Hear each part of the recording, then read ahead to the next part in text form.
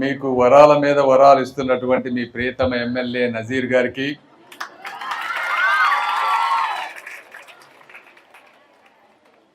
Commissioner Ashok గారికి, ఉమాదేవి గారికి, వేదికను అలంకరించినటువంటి కూటమి ప్రజా ప్రతినిధులందరికీ, అదేవిధంగా డోనర్ దాత అయినటువంటి కోటేశ్వరరావు గారికి, వీరందరితో పాటు త్యాగానికి ప్రతిరూపాలైనటువంటి తల్లిదండ్రులకు, విజ్ఞానానికి వారధులైనటువంటి ఉపాధ్యాయులకు, ఉత్సాహానికి, ధైర్యానికి, కొత్త ఆలోచనలకు ప్రతీక అయినటువంటి మా గుంటూరు చుట్టుపక్కల ప్రాంత విద్యార్థినులందరికీ కూడా మనస్ఫూర్తిగా ధన్యవాదాలు తెలుపుతా ఉన్నాను. ఈరోజు ఇలాంటి మెగా పేరెంట్ టీచర్ కాన్ఫరెన్స్ ద్వారా లోకేష్ గారి ఆధ్వర్యంలో మీ అందరినీ కలుసుకోవడం చాలా ఆనందంగా ఉంది. ఒక్కసారి గత చరిత్రలోకి వెళ్ళి చూస్తే, నేను చదువుకున్నప్పుడు నేను కూడా గుంటూరు నర్సరావుపేటలో మున్సిపల్ హై స్కూల్లో చదువుకున్నాను, ప్రభుత్వ కళాశాలలో. అయితే ఆ రోజుల్లో అదృష్టం ఏంటంటే మొబైల్ ఫోన్స్ లేవు, గంజాయి లేదు, డ్రగ్స్ లేవు. 10 మందితోటి చక్కగా ఉల్లాసంగా క్రికెట్ గ్రౌండ్లో కానీ అన్ని గ్రౌండ్స్లో ఆటలాడుకుంటూ అన్ని విధాలుగా ఈరోజు ప్రజాప్రతినిధిగా ఇక్కడ ఉన్నాను అన్నా, మీలాంటి వారందరితో కనెక్ట్ అవుతున్నాను అన్నా కూడా ఆ రోజు గవర్నమెంట్ స్కూల్లో చదువుకోవటం వల్ల మాత్రమే నాకు సాధ్యమైంది. అందుకనే నేను మా పిల్లల్ని కూడా అమెరికాలో ప్రైవేట్ స్కూల్కి పెట్టుకునే సామర్థ్యం ఉన్నా కూడా కాకుండా గవర్నమెంట్ స్కూల్కే పంపించాం. ఎందుకు పంపించాము అంటే, ఆ వయసులో చిన్నపిల్లలు చిన్న తప్పులు చేస్తారు. ఆ తప్పులు మనం పేరెంట్స్గా ఉన్నప్పుడు సరిదిద్దుకుంటే వాళ్ళకి అన్ని అనుభవం అవుతాయి, కాబట్టి వాళ్ళు ముందుకు వెళ్తారు. అలా కాకుండా మనం నిరంతరం వాళ్ళని కాపాడి రేపు మన చేతుల నుంచి వెళ్ళిపోయిన తర్వాత తప్పులు చేస్తే కాపాడటానికి ఎవరు ఉండరు, కరెక్ట్ చేయడానికి ఉండరు అని చెప్పి ఆ విధమైనటువంటి నిర్ణయం ఆ రోజు తీసుకున్నాం. ఇవన్నీ ఎందుకు చెప్తా ఉన్నామంటే, ఈరోజు మీరు అనేక సంవత్సరాలుగా ప్రభుత్వాలు వస్తూ ఉన్నాయి, నాయకులు మంత్రులు వస్తూ ఉన్నారు, వెళ్తూ ఉన్నారు. అయితే మొట్టమొదటిసారిగా మీ పిల్లలు అంటే ఇప్పుడు ఉన్నటువంటి పరిస్థితుల్లో నేను ఏదైతే చెప్పానో, మొబైల్ ఫోన్లు కానీ, మాదక ద్రవ్యాలు కానీ, తోటి విద్యార్థుల ఒత్తిడి కానీ, ఇలాంటి అనేక ఇబ్బందులు ఉన్నప్పుడు, అదేవిధంగా జీవనంలో ఖర్చులు పెరిగిపోయినాయి. ఈరోజు ప్రతి ఒక్కళ్ళు ఇద్దరు తల్లిదండ్రులు పనిచేస్తే కానీ గడవనటువంటి పరిస్థితి ఉంది. కాబట్టి పిల్లలు బయటకు వెళ్ళినప్పుడు మొత్తం మనం చూసుకోలేని పరిస్థితి. ఏ విధంగా చూసుకోవాలి అనేటువంటి ఒక ఉద్దేశంతో నారా లోకేష్ గారు అనేక రకమైనటువంటి కార్యక్రమాలు ఈరోజు తీసుకొచ్చారు. అందులో ముఖ్యంగా ఈరోజు జరుగుతున్నటువంటి పేరెంట్ టీచర్ కాన్ఫరెన్స్. అంటే మీలో ఉన్నటువంటి మంచి ఏమిటి, మీకు ఏ విధంగా మార్కులు వస్తూ ఉన్నాయి, ఏ విధమైనటువంటి వీక్నెస్లు ఉన్నాయి, ఇవన్నీ కూడా మాకు తెలియదు. మీరు ఎంతమంది ఉన్నారో లీప్ అనే ఒక కొత్త యాప్ తీసుకొచ్చి అందులో మొత్తం తీసుకొచ్చారు. ఎంతమంది లీప్ యాప్ని మీ మొబైల్ ఫోన్లో డౌన్లోడ్ చేసుకున్నారో చేతులు ఎత్తండి ఒక్కసారి. ఇంకా చాలా మంది చేసుకోలేదు. మీరు మొబైల్ ఫోన్లో ఇన్స్టాగ్రామ్లో రీల్స్ స్క్రోల్ చేసుకునే కన్నా ముందుగా డౌన్లోడ్ చేసుకోవాల్సినటువంటి యాప్ లీప్ యాప్ ఉంది.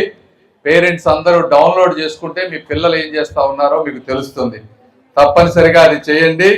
ఇది ఈ ప్రభుత్వం తీసుకొచ్చినటువంటి ఒక సంస్కరణ.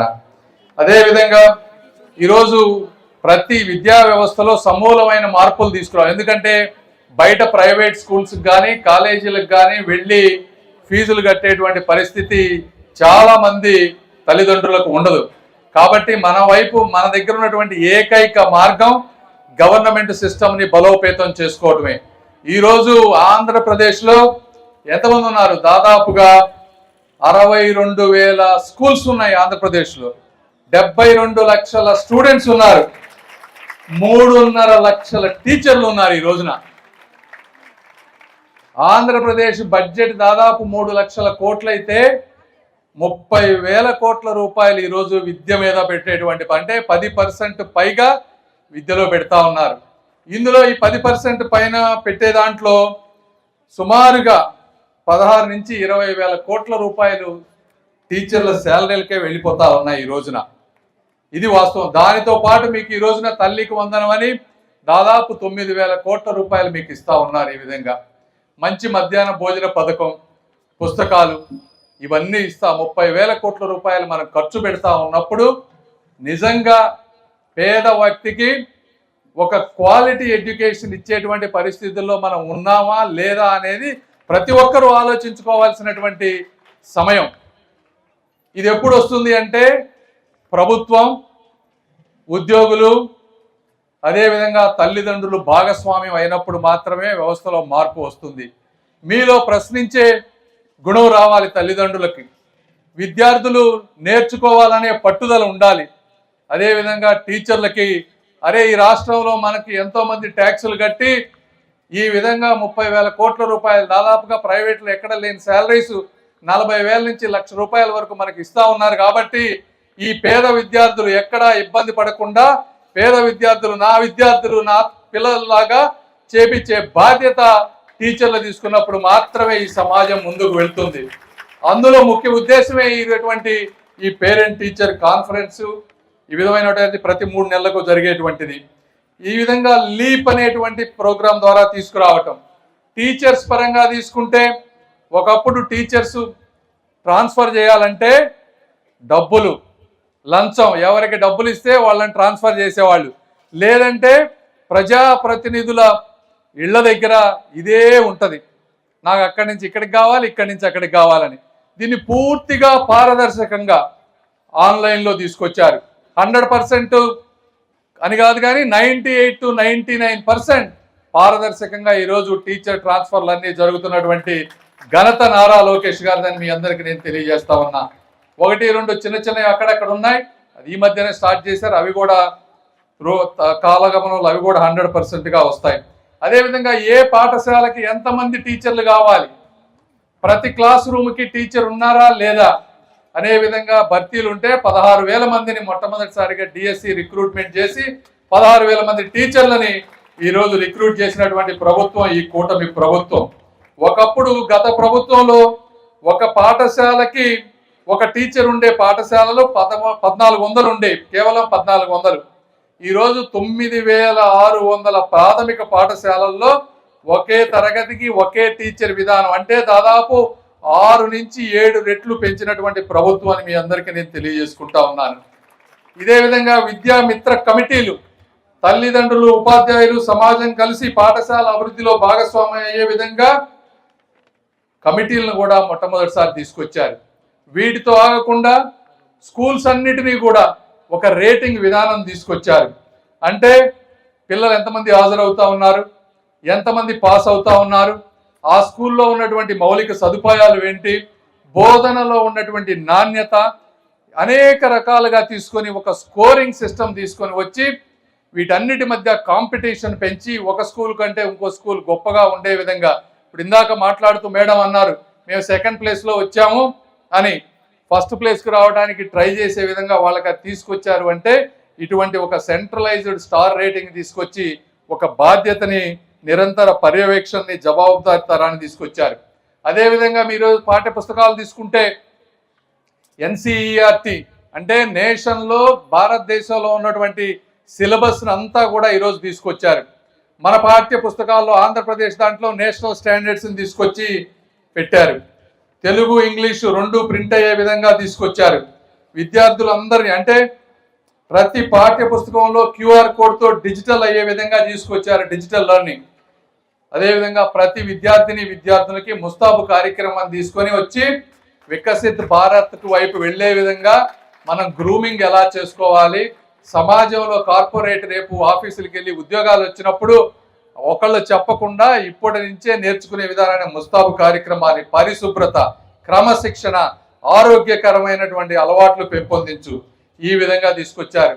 అదేవిధంగా ఇందాక వీరందరూ చెప్పినట్టు విద్యార్థులందరికీ సమగ్రమైనటువంటి డెవలప్మెంట్ ఉండాలి అని చెప్పి చదువు ఒక్కటే మార్గం కాదు, చదువు లేని వాళ్ళు, చదువుకోలేని వాళ్ళు కూడా ఈ సమాజంలో అభివృద్ధి చెందిన వాళ్ళు లక్షల కోట్లలో ఉన్నారు. కాబట్టి ప్రతి శనివారం నో బ్యాక్ డే అని చెప్పి క్విజ్లు, డిబేట్లు, క్రీడలు, వృత్తి నైపుణ్యాలు ఇలాంటి అనేక కార్యక్రమాలతోటి సాటర్డేని తీసుకొని వచ్చారు. అంటే బట్టి పద్దే పద్ధతి నుంచి తీసేసి ఒక సృజనాత్మకత అంటే ఇన్నోవేషన్, ఒక నైపుణ్యం, జీవన ప్రమాణాలని పెంచే విధంగా ఈ విధమైనటువంటి సంస్కరణలు తీసుకొచ్చారు. అంటే 2 సంవత్సరాల్లో నారా లోకేష్ గారు, చంద్రబాబు నాయుడు గారి దూరదృష్టితో, పవన్ కళ్యాణ్ గారి అండదండలు వీళ్ళందరి సహకారంతో ఈరోజు విద్యా వ్యవస్థ ఎప్పుడూ చూడనటువంటి అనేక రకాలైనటువంటి మార్పులు వచ్చినాయి. మీరు ఎప్పుడైనా చూసారా గవర్నమెంట్ స్కూల్స్లో మీ ఫోటోలు? ఒకప్పుడు ఏం చూసేవాళ్ళం, టీవీలు పేపర్లు వేస్తే 1 1 1 2 2 2 అని ప్రైవేట్ స్కూల్స్లో వచ్చే అడ్వర్టైజ్మెంట్స్ ఈరోజు గవర్నమెంట్ స్కూల్స్లో వస్తున్నాయంటే ఎవరి వల్ల అయిందని మీ అందరికి నేను తెలియజేస్తా ఉన్నా. కాబట్టి అదేవిధంగా మనం గుంటూరు ప్రాంతంలో ఇక్కడ పిల్లలు, మా గుంటూరు వెస్ట్ ఎమ్మెల్యే మాధవి గారు, మీరు మంచి మార్కులు తెచ్చుకోండి, మిమ్మల్ని రాజ్భవన్ తీసుకెళ్లి ఉపరాష్ట్రపతితో కానీ రాష్ట్రపతితో కానీ కల్పిస్తామంటే వాళ్ళు బ్రహ్మాండంగా చదివితే వాళ్ళందరినీ ఫస్ట్ టైం ఫ్లైట్ ఎక్కించి ఉపరాష్ట్రపతి గారితోటి విందు దామలు చేశామని మీ అందరికి నేను తెలియజేస్తా ఉన్నా. ఈ విధంగా అంటే ఎక్కడికెక్కడ ఏ ప్రజాప్రతినిధులు ఏ విధంగా సహాయం చేయాలో. ఈ కాలేజీ ఉంది, ఇందాకే చెప్పారు 30 లక్షల రూపాయలు మీకు ఇవి వచ్చినాయని చెప్పారు. ఇప్పుడు కొన్ని సమస్యలు అడిగారు, ఆడిటోరియం అడిగారు, డైనింగ్ హాల్ అడిగారు. మొన్నే మనం గుంటూరు వెస్ట్లో ఒక స్కూల్లో ఒక డైనింగ్ హాల్ కట్టుకున్నాం, కొంత ఐటీసీ కొంత నా ఎంపీ లాట్స్ తోటి కొన్ని అడిషనల్ క్లాస్ రూమ్స్ పెట్టాము అక్కడ. అదేవిధంగా ఇక్కడ డిగ్రీ కాలేజీలో కోల్ ఇండియాకి చెప్పి 2 కోట్ల రూపాయలతోటి ఇక్కడ కూడా మీకు అడిషనల్ క్లాస్ రూమ్స్ కట్టిస్తా ఉన్నాం. అది వచ్చే 2-3 వారాల్లో శంకుస్థాపన చేయబోతా ఉన్నాం. తప్పనిసరిగా మీరు అడిగినవి అన్నీ కూడా ఇమీడియట్గా కాకపోయినా, ఒక రోజు కాకపోతే 2వ రోజైనా ఇవన్నీ చేస్తామని మీ అందరికీ తెలియజేసుకుంటా ఉన్నాం. ఈరోజు ఇటువంటి అనేక సంస్కరణలు చేయటం వల్ల మీరు చూస్తూ ఉంటే ప్రైవేట్ స్కూల్స్ నుంచి మొట్టమొదటిసారిగా గవర్నమెంట్ స్కూల్స్లో చదువుకునే వారి సంఖ్య 1,00,000 మంది పెరిగారు అంటే అది ప్రభుత్వ ఘనత కాదా అని మీ అందరికీ నేను తెలియజేసుకుంటా ఉన్నా. మీలో అనేక రకాల వర్గాల ప్రజలు ఉన్నారు. ఎప్పటి నుంచో మీకు అనేక పార్టీలతో సంబంధం ఉండి ఉండొచ్చు. తరతరాలుగా మా తాతగారు ఈ పార్టీకి ఓటేశారు, మా నాన్నగారు ఈ పార్టీకి ఓటేశారని. యువతులు మీరందరూ ఈరోజు చదువుకుంటా ఉన్నారు. ఆలోచించండి, ప్రభుత్వాలకి మధ్య ఉన్నటువంటి వ్యత్యాసాన్ని గమనించండి, లీడర్స్లో ఉన్నటువంటి సామర్థ్యాన్ని గమనించండి. ఇవి గమనిస్తేనే ప్రభుత్వాలు ఎక్కువ రోజులు నిలబడితే ఇలాంటి మార్గాలు ఎన్నో ముందుకు చేయగలుగుతామని తెలియజేసుకుంటూ మీ అందరికీ మరొకసారి ఈ కార్యక్రమానికి వచ్చిన మీ అందరికీ కూడా మనస్ఫూర్తిగా ధన్యవాదాలు తెలుపుకుంటూ, ఈ విద్యార్థులు కేంద్రంగా, ఉపాధ్యాయుడు ఒక శక్తిగా, తల్లిదండ్రులు భాగస్వామ్యులుగా నాణ్యమైన విద్యను ప్రతి ఇంటి గడపకు చేరవేయటమే ఈ కూటమి ప్రభుత్వ లక్ష్యం, సంకల్పం అని తెలియజేసుకుంటూ మరొకసారి మీ అందరికీ ధన్యవాదాలు తెలుపుకుంటా ఉన్నాను.